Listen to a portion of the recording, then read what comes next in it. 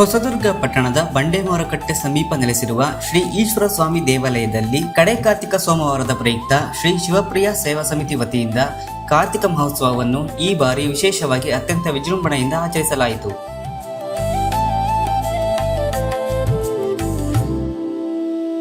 ಕಾರ್ತಿಕ ಮಹೋತ್ಸವದ ಅಂಗವಾಗಿ ಸೋಮವಾರ ಬೆಳಿಗ್ಗೆ 5:30ಕ್ಕೆ ನಂದೀಪುರ ಮಠದ ಶ್ರೀ ನಂದೀಶ್ವರ ಶಿವಾಚಾರ್ಯ ಮಹಾಸ್ವಾಮೀಜಿಯವರ ಅಮೃತ ಹಸ್ತದಿಂದ ಈಶ್ವರ ದೇವರಿಗೆ ಮಹಾರುದ್ರಾಭಿಷೇಕ ನಡೆಸಿದರು. ಬೆಳಿಗ್ಗೆ 7:15ಕ್ಕೆ ಬಿಲ್ವಾರ್ಚನೆ ಮಹಾಮಂಗಳಾರತಿ ನಡೆಯಿತು. ಬೆಳಿಗ್ಗೆ 9ಕ್ಕೆ ದ್ವಾದಶ ಜ್ಯೋತಿರ್ಲಿಂಗ ದರ್ಶನಕ್ಕೆ ಭಕ್ತಾದಿಗಳಿಗೆ ಅವಕಾಶ ಮಾಡಿಕೊಡಲಾಯಿತು. ಸಂಜೆ 6:30ರಿಂದ ಸಹಸ್ರ ದೀಪಾರಾಧನೆ ಹಾಗೂ ವಿಶೇಷ ಆರತಿ ಪೂಜೆಗಳಂತಹ ಧಾರ್ಮಿಕ ಕಾರ್ಯಗಳು ಭಕ್ತಿಪೂರ್ವಕವಾಗಿ ನಡೆದು ಬೆಳಗಿನ ಜಾವದಿಂದಲೇ ದೇವಾಲಯದಲ್ಲಿ ಭಕ್ತರ ಸಂಚಾರ ಹೆಚ್ಚಾಗಿತ್ತು.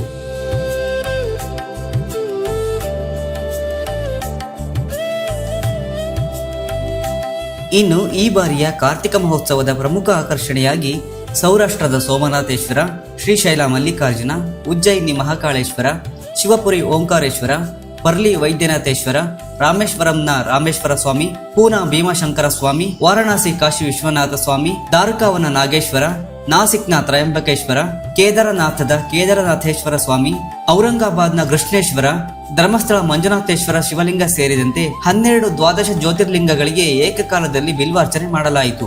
ಭಾರತದ ವಿವಿಧ ರಾಜ್ಯಗಳಲ್ಲಿರುವ ಶಿವನ ಪವಿತ್ರ 12 ಜ್ಯೋತಿರ್ಲಿಂಗಗಳ ದರ್ಶನಕ್ಕೆ ಹೋಗಲು ಸಾಧ್ಯವಿಲ್ಲದವರು ಸಹ ಇಲ್ಲಿ ದೇವರ ದರ್ಶನವನ್ನು ಪಡೆಯುವಂತಹ ಅವಕಾಶವನ್ನು ಭಕ್ತರಿಗಾಗಿ ಕಲ್ಪಿಸಲಾಗಿತ್ತು. ಬಹಳಷ್ಟು ಭಕ್ತಾದಿಗಳು ಸಂತಸ ಹಾಗೂ ಅಭಿಮಾನ ವ್ಯಕ್ತಪಡಿಸಿದರು ಎಂದು ಅರ್ಚಕ ಕರಿಸಿದ್ದಯ್ಯ ತಿಳಿಸಿದರು.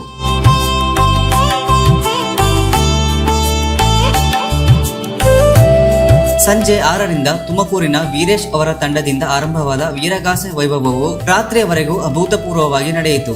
ಅಘೋರಿ ಶಿವತಾಂಡವ ನೃತ್ಯ ಹಾಗೂ ಭದ್ರಕಾಳಿ ಅಮ್ಮನವರ ನೃತ್ಯ ನೋಡುಗರನ್ನು ಆಕರ್ಷಿಸುತ್ತಿತ್ತು. ಚಿಕ್ಕ ಮಕ್ಕಳಂತೂ ಹೆಚ್ಚಿನದಾಗಿ ಸಂಭ್ರಮಿಸಿದರು. ವೀರಗಾಸೆಯ ತಂಡದವರೊಂದಿಗೆ ಮಕ್ಕಳು ಸಹ ಹೆಜ್ಜೆ ಹಾಕಿ ಸಂಭ್ರಮಿಸಿದರು. ಅವರೊಂದಿಗೆ ಫೋಟೋ ಕ್ಲಿಕ್ಕಿಸಿಕೊಳ್ಳುವವರ ಸಂಖ್ಯೆ ತುಸು ಹೆಚ್ಚಾಗಿಯೇ ಇತ್ತು. ಪ್ರತಿ ವರ್ಷಕ್ಕಿಂತ ಈ ಬಾರಿ ಜನಸಂಖ್ಯೆಯೂ ಹೆಚ್ಚಾಗಿತ್ತು. ಭಕ್ತರಿಗೆ ಪ್ರಸಾದದ ವ್ಯವಸ್ಥೆಯನ್ನೂ ಕಲ್ಪಿಸಲಾಗಿತ್ತು. ಪಟ್ಟಣದ ಶ್ರೀ ಈಶ್ವರ ಸ್ವಾಮಿ ದೇವಾಲಯದಲ್ಲಿ ಜರುಗಿದ ಈ ಬಾರಿಯ ಕಾರ್ತಿಕ ಮಹೋತ್ಸವವು ಧಾರ್ಮಿಕ ಭಕ್ತಿ, ಸಾಂಸ್ಕೃತಿಕ ಸಂಭ್ರಮ ಮತ್ತು ಭಕ್ತರ ಸಹಭಾಗಿತ್ವದಿಂದ ತುಂಬಿ ತುಳುಕಿತು.